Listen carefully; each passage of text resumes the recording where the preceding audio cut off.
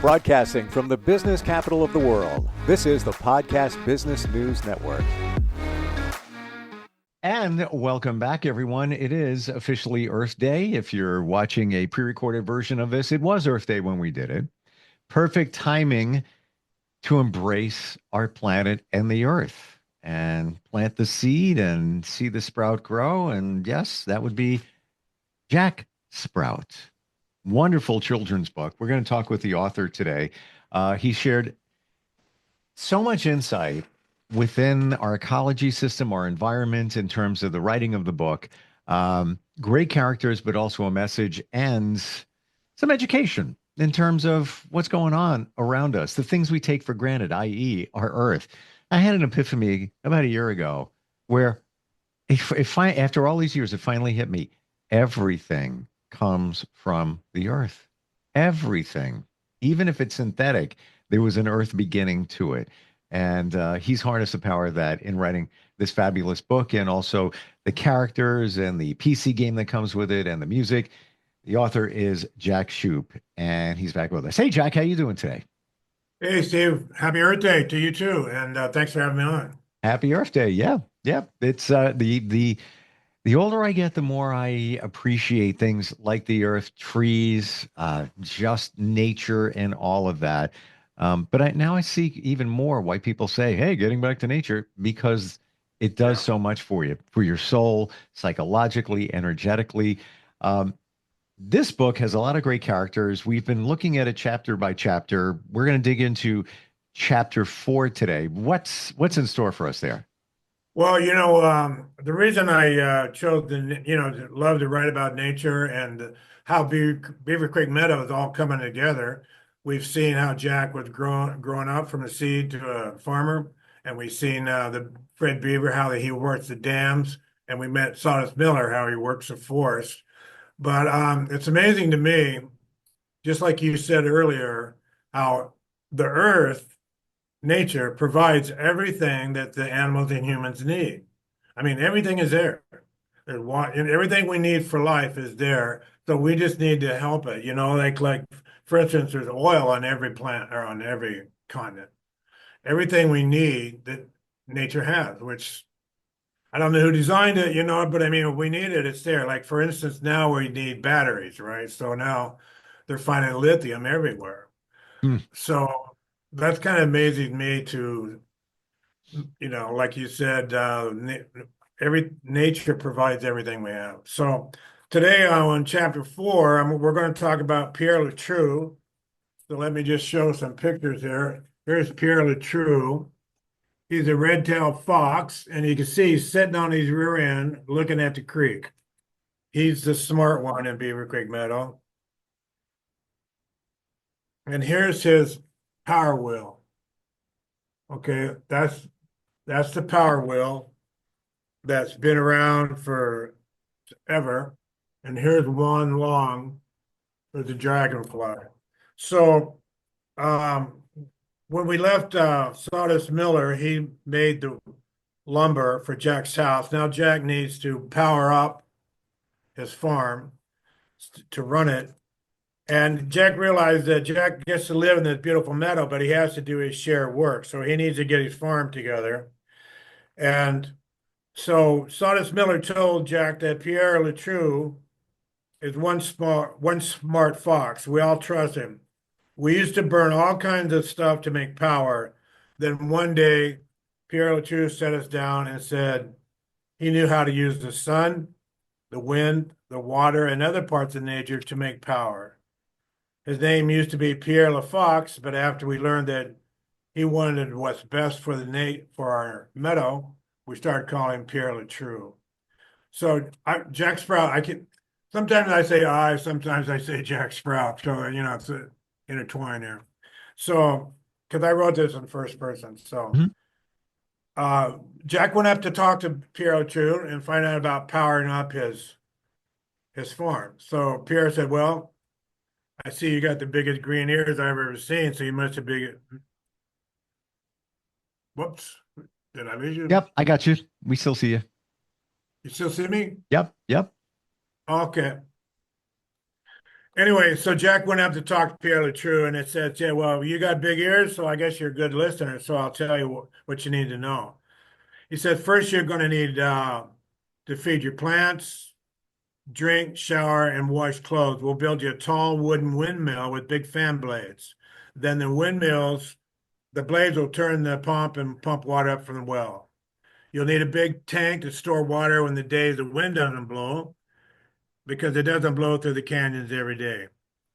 So then Pierre said, "Now we're going to need to heat your farmhouse and your greenhouse."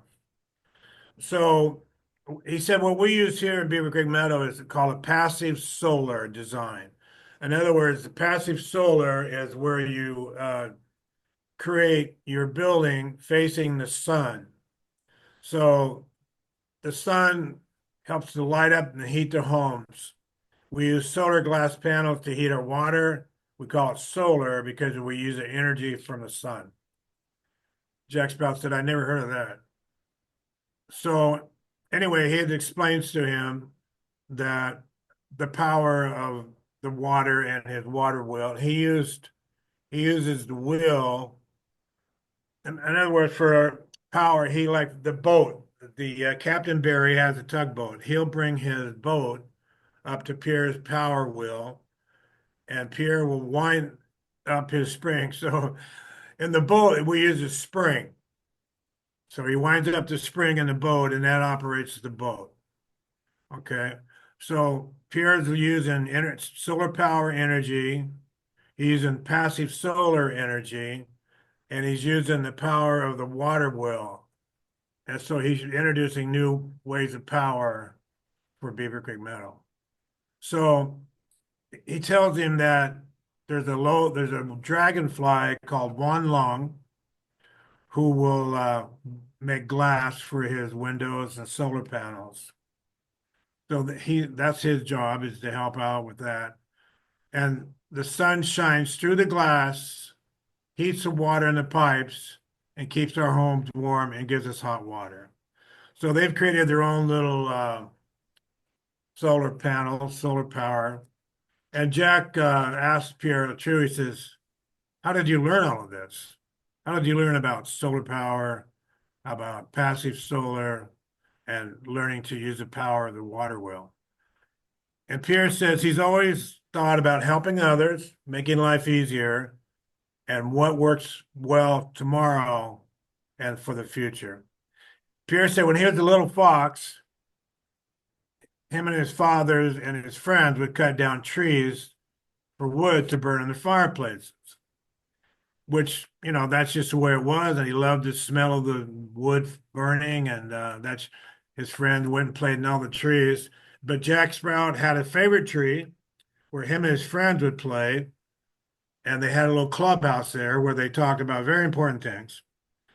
But he went to his clubhouse one day to meet some friends and ran down the path and was ready to jump on his limb. And as they ran to the corner, he found something terrible. Someone had chopped down his tree.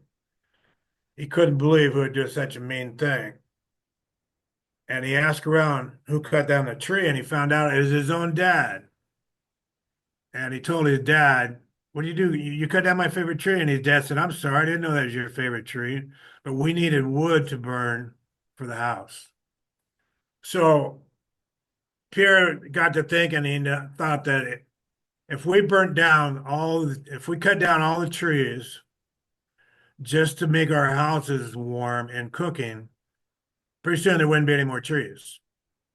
So he didn't like that idea. So one day he was at Juan Long's house, the glass blower, see if he had any ideas. And he was standing under the glass roof and it got very hot.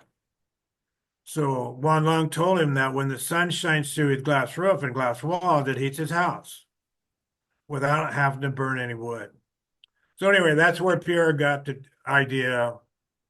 So he decided to use that idea all over Beaver Creek Meadow. So they started using solar power. Anyway, that's what we need to do, of course, is to use more alternative sources than just wood. I read the other day that the air quality in the world is getting better. Hmm. And that's just because, when you think of pollution or whatever, you always think of the United States. But this article says that the air pollution is getting better around the world, mostly in, and I don't like to use the word poor, but mostly in undeveloped countries, because believe it or not, they're still using dung, you know what that is, Hmm. and cardboard and stuff to heat in their houses. And the air quality inside the house is worse than the air quality outside the house. So when we quit using those types of things to burn, air quality just improves naturally. So they use more electricity and more natural gas. Now I'm So, curious in this chapter, one of the main characters is the fox.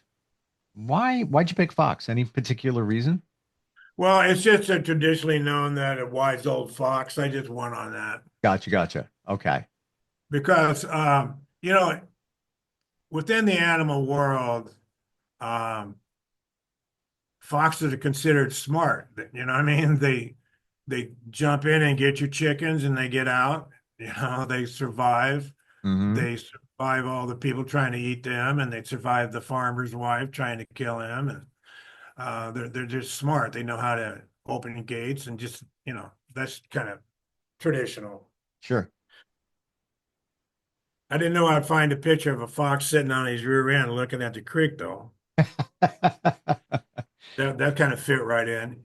I get these pictures off of Shutterstock, and they have lots of pictures Isn't it of amazing you have a dragonfly in the story?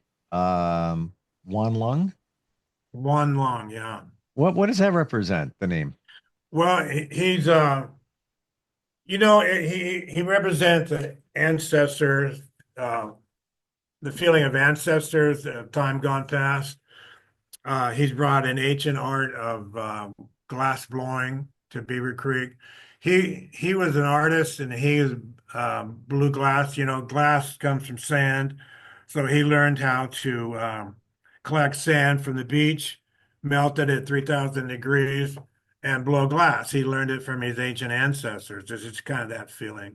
And then one day, his name was Wan Long, and then one day, he was blowing glass and he sneezed and he inhaled the hot fire and he blew out a lung.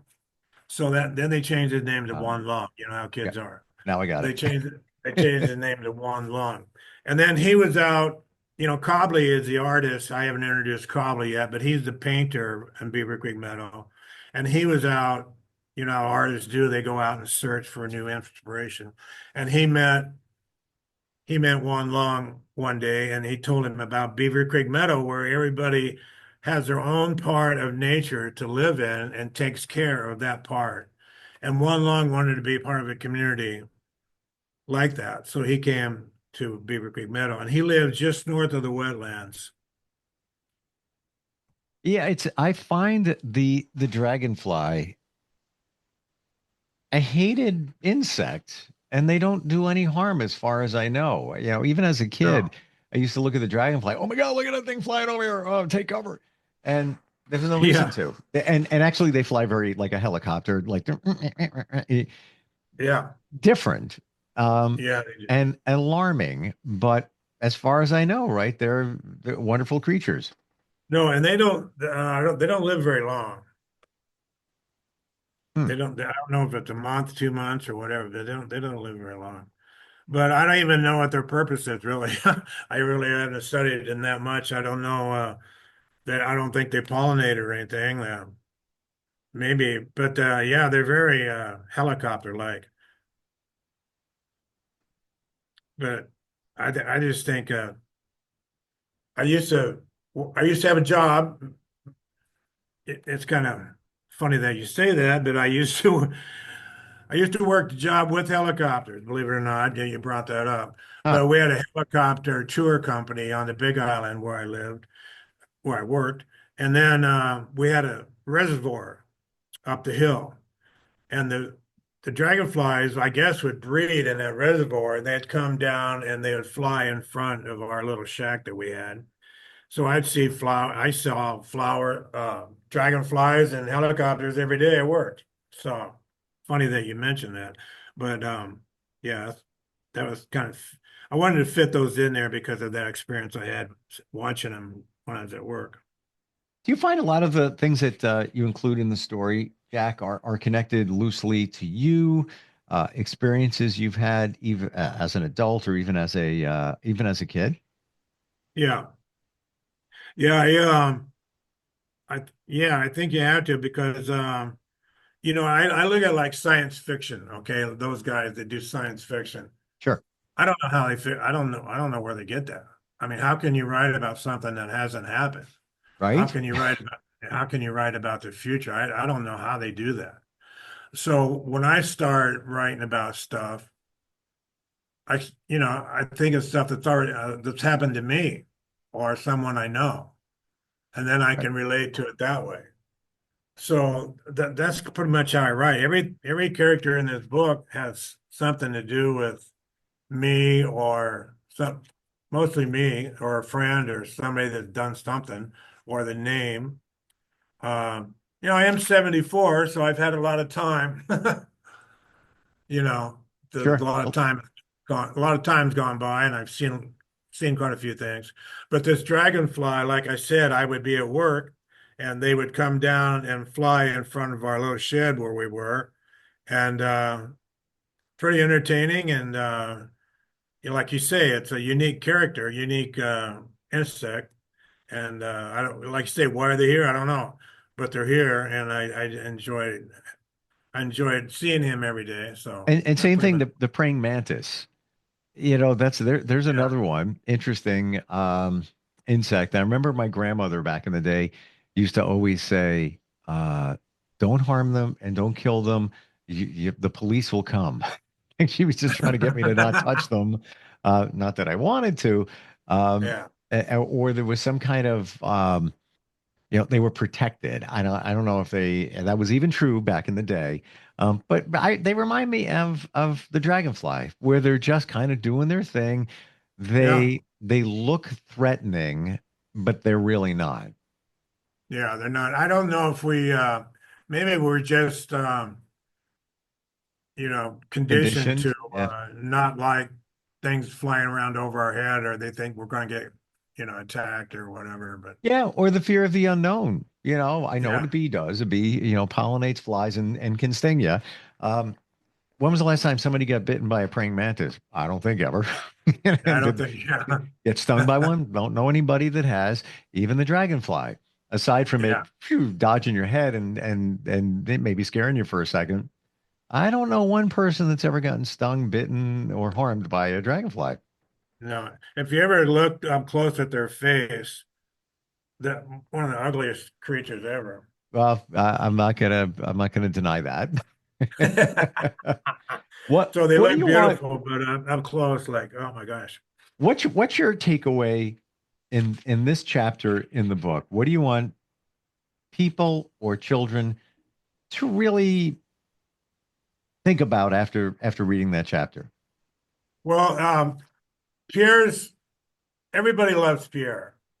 Um, like I say, his name used to be Pierre Le Fox, but when they found out that he wants what's best for the meadow, they call him Pierre Le True. So telling the truth is very important.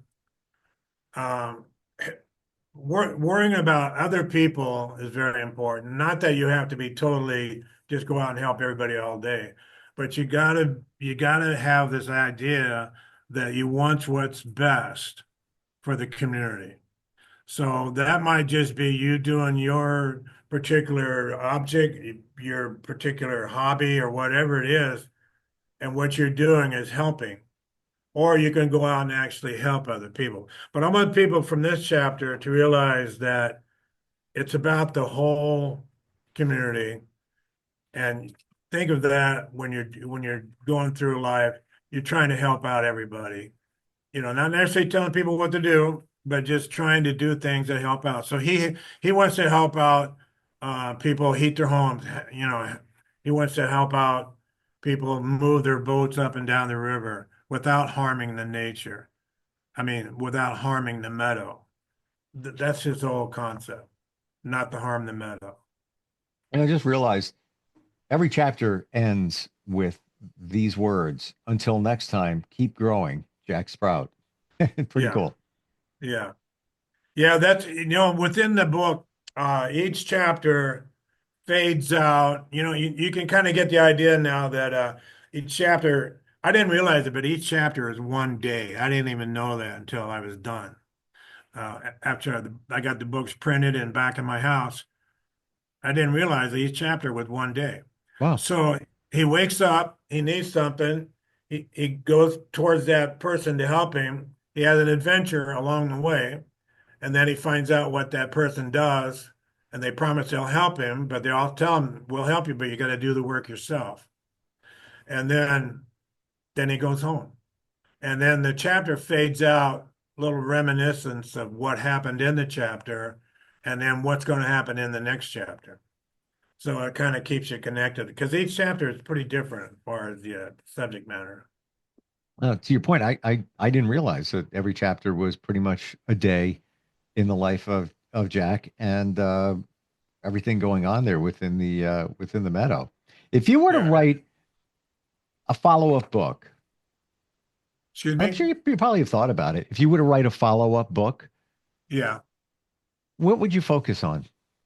Well, I did write I have written a follow-up book. Oh, okay. I wasn't even And aware.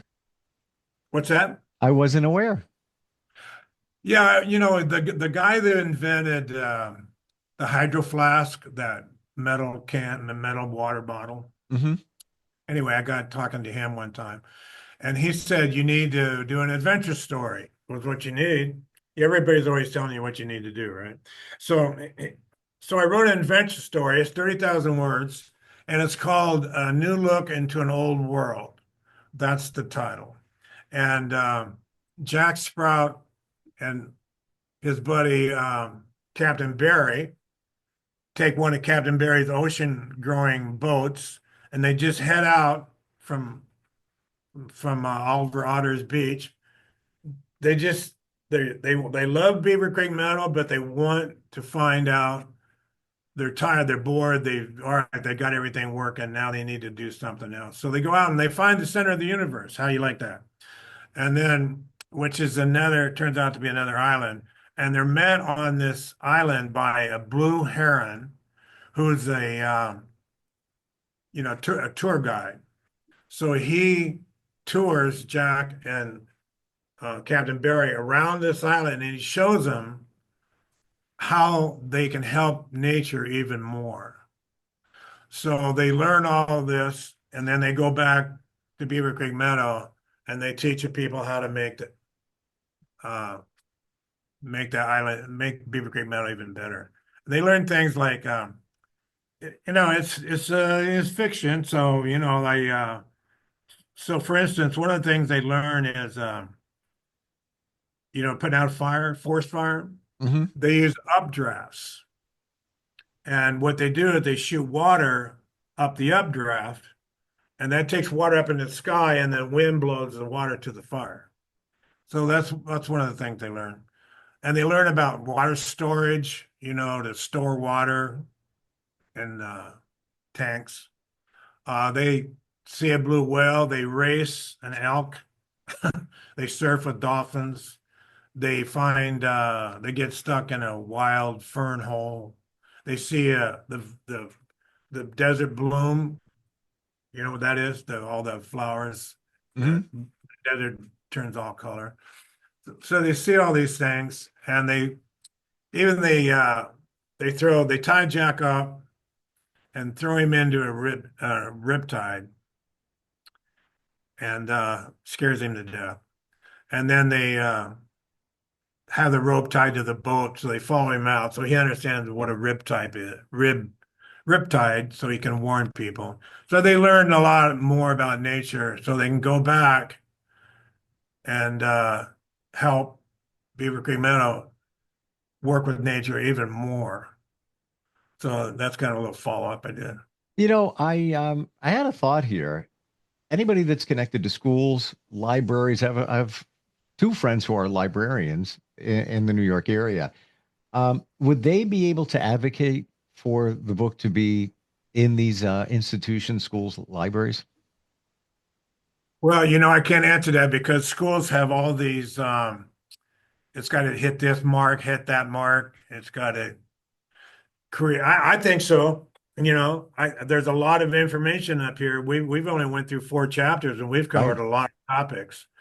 And but the school system will go, well, if you have this book in there, it has to reach this benchmark, and that's their benchmark. I don't know. I'm sure a school teacher could take this book and make it fit all those For benchmarks. sure. For sure. Once you read it and go deeper into the lessons, the insight, the information, and of course, we Yeah, talked before about licensing the character as well. Um, right. but yeah, what's your website? JackSprout.com. And if people want to get a hold of me, probably easier to be Jack@JackSprout.com. Jack, always great having you on here. Love the just the stories and the lessons. Yeah, I would my oldest is, or actually my youngest is 17, but if I knew of this book, this would be one we'd be looking at. And especially my other one, he's 19. He was all about nature. He was, joined every nature group, to raise Yeah. funds for our environment and all of that. Just good stuff. This is the books the way they should be in our schools now. I appreciate you being here today. All right. Thank you very much for having me, and happy Earth Day, everybody. Happy Earth Day. We'll be right back.